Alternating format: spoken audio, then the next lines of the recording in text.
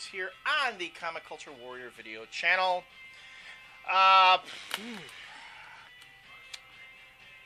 Okay, I'm going to say it, and this is it, okay? This is going to be the one time you can ask me what I thought about Blackest Night. After that... This is Prologue. This is the Prologue. But after that, I might talk about it, I might not, but I just don't want to... We're going to review the #1 issue next week, so... Well, you'll review it. I couldn't get you to read Freddy versus Jason. Yeah, because we had Ash. 5 minutes before we went to tape, and then you want me to read a book in 5 minutes and take it seriously? You probably could have read it. I could have read it in 5 minutes, but I'd like to sit down and enjoy a book before I review it. Well, I came in early to read your books.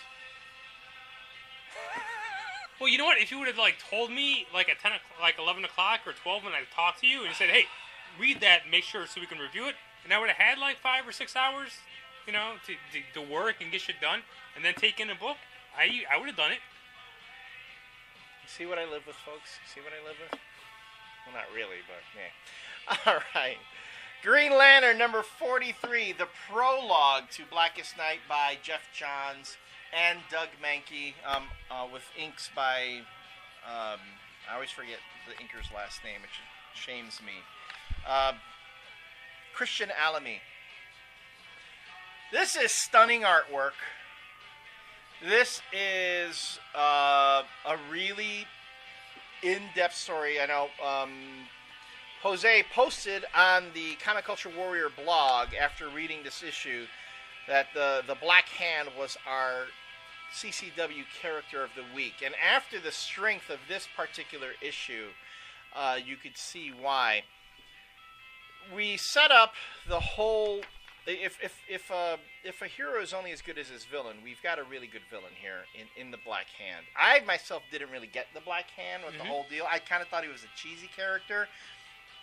Is this kind of like is Jeff Johns, because again, I have limited knowledge of his character, is Jeff Johns kind of doing a retcon of the Black Hand's origin, or is he trying to flesh out certain bits?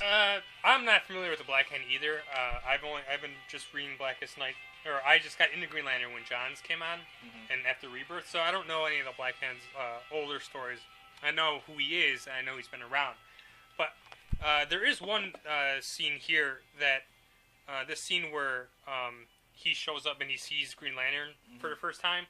This was actually one of the parts that was retconned in the Secret Origins storyline that Jeff Johns did. This exact scene was in there. Okay. So it's kind of cool that Johns actually thought that far ahead and made it fit into there. Right. So this is kind of a retcon, cool. But it is pretty cool the way that it works. And the Cosmic Divining Rod, I mean, I always think of Starman's Cosmic Rod, at least that a Star Spangled Girl has now with the JSA. Are they similar technologies? I have no idea. Because with this, maybe I know, Johnny Horror can help us. Johnny, yeah, because I know the Starman's Cosmic Rod is able to absorb starlight or cosmic energy, and this seemed very similar to me. Anyway, going into the whole origin of the Black Hand, we go into his home life, into growing up as a family of morticians, which harken back to one of my favorite TV series, 6 Feet Under. Yeah. I love 6 Feet. So, and you get into the character, William Hand, and what he was like growing up. And we don't want to get into spoiler territory. I just have to say, overall, this is probably one of the most solid, most well-executed origins that you could have. And I think really perfectly setting up the entire Blackest Night event. Everything else aside, all the other stuff that I know that is going on with Green Lantern Corps and all this other stuff that has been going leading up to this, this book alone really has me interested in what happens next. It really does. No, and I know you guys have complained about it before, but I haven't been very happy with Green Lantern for the last year, at least. And so, whenever I talk about I would mention Blackest Night in our old reviews, they'd be like, well, I'll wait and see. I'll read it, but I don't know if I'm going to like it. just because Green Lantern Corps, solid book. Just Green Lantern just hasn't been.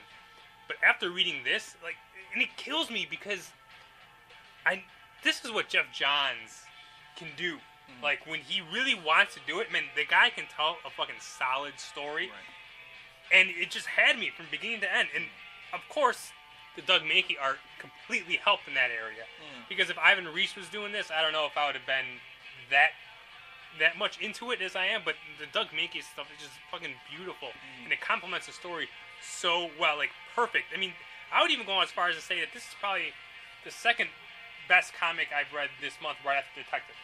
Where you have a good writer and a good artist just meshing perfectly. That's exactly what this one issue is. Right. And I gotta say, I mean, I'll give the DC credit for that. There was a time when Green Lantern and Green Lantern Corps, only the most die-hard fans read this book. Mm-hmm. And now you have this book in the top 10. And you have Green Lantern Corps, as part of the top 25. And you have all the trades of these stories being in the top selling trades. So a lot of effort has been put into reviving this character and making it really a relevant character in the DCU. And it's, I mean, again, I know I've criticized it as the storytelling, or at least the plotting, has been sort of inaccessible for me coming in, But, hey, this was a really solid book, and it really caught my attention. And again, there's a lot of surprising stuff that happens in here. Yeah. And well, because that's one of the things.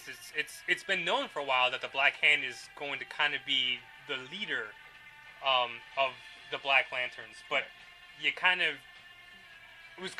wondering because all the Black Lanterns are dead. Why is he going to be the exception? Well, it explains in here.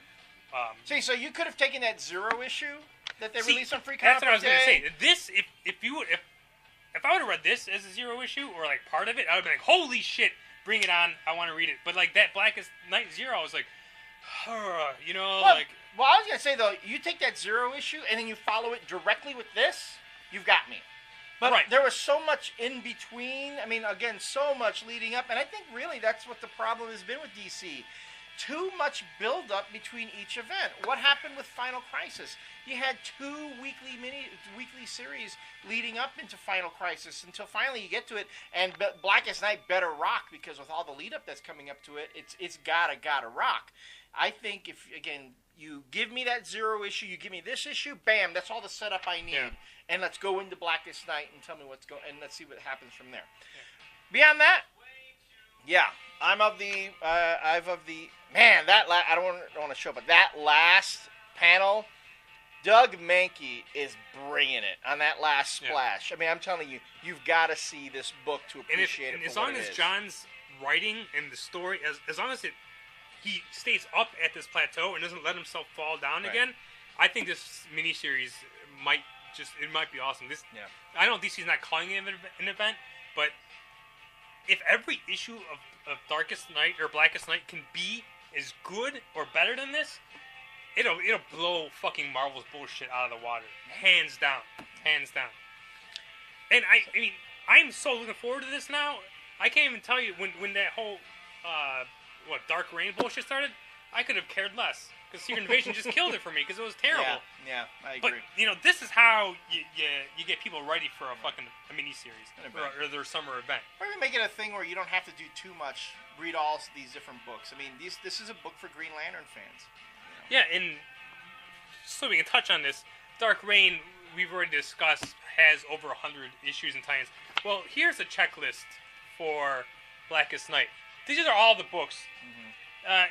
It's 6 books a month. Yeah, for the most part. And this is their event, okay? You look at Marvel's event, and you see how different it is. I know you had some problems with, Final Crisis had all these miniseries and one-shots, but not nearly. When you look at just this small list, it's not even comparable. That's the amount of money that they're getting for this series. And are those going to be $2.99 books or $3.99 books for the miniseries? I don't know. I think the yeah, that's a good question. I don't know. We'll have an answer for you next week because that's when Blackest Night.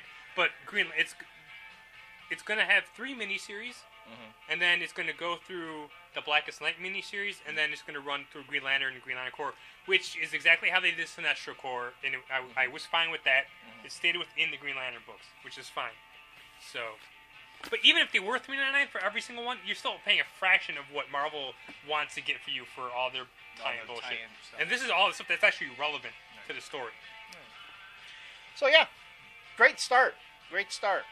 So from here on out, just hey, if you ask me if I liked it, I liked it. You ask me to talk about it again, refer your questions to him. When we come back, we're going to talk about yet another DC book. See you then.